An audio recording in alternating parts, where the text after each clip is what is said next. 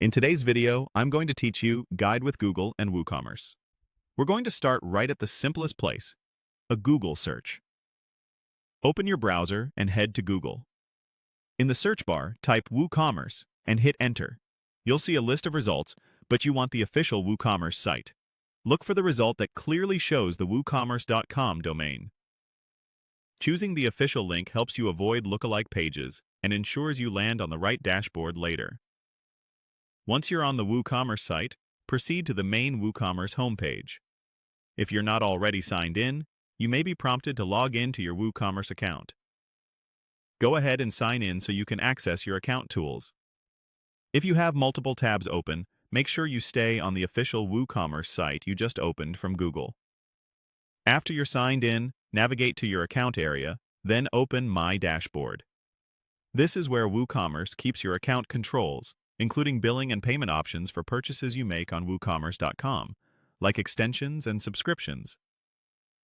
It's important to note that this is different from your WordPress store's admin dashboard. Here, we're focusing on your woocommerce.com account settings. Inside your dashboard, locate the Payments section. This section manages how you pay for woocommerce.com products and renewals. If you don't see it right away, check the Account or Billing menus. Once you're on the Payments page, you'll see options to view or manage your payment methods. Next, choose the option to add a payment method. This is the button or link that lets you securely store a new way to pay. Adding a method here helps you check out faster for future purchases and keeps your subscriptions from lapsing due to expired or missing payment details. Before you continue, make sure you're on a trusted connection and your browser is up to date for the best security. From the list of available options, select PayPal.